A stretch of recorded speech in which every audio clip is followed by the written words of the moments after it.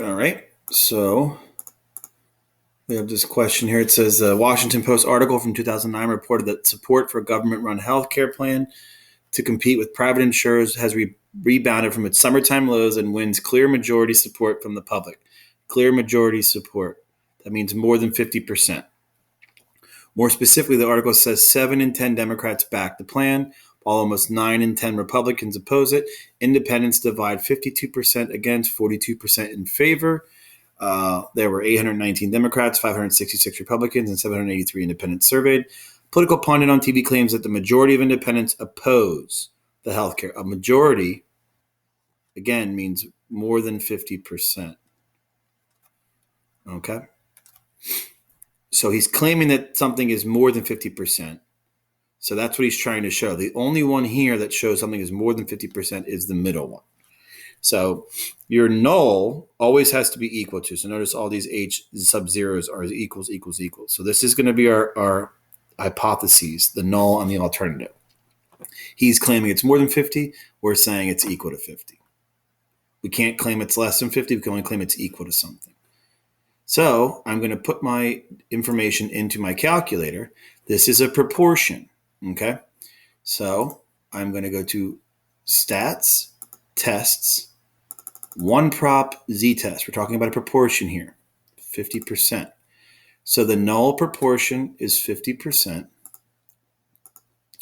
How many of the independents were opposed? Well, 52% of 783. So we first have to find that. 52% of 783.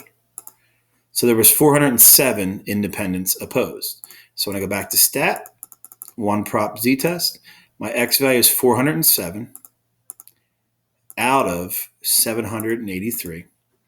I'm trying to show my alternative is that it's greater than 50%. And I'm going to hit calculate. So my p-value associated with this is right here, 0.2679.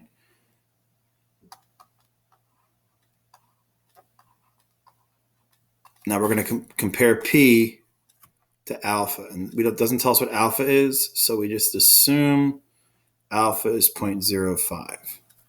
So this is greater than 0.05. Something to remember here is this little phrase here. If p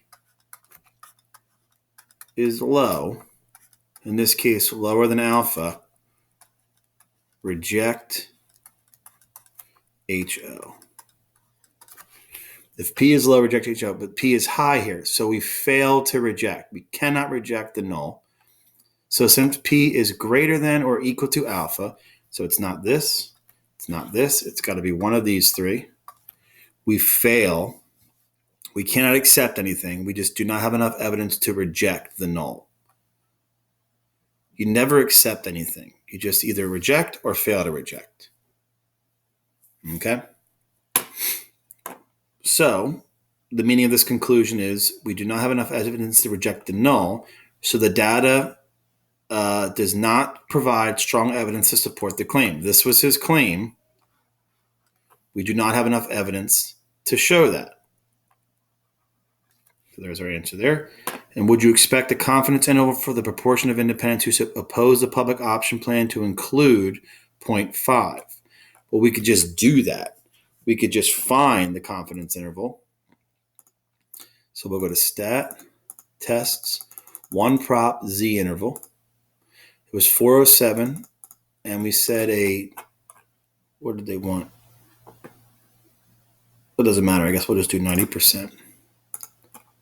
And there you go. It does contain it.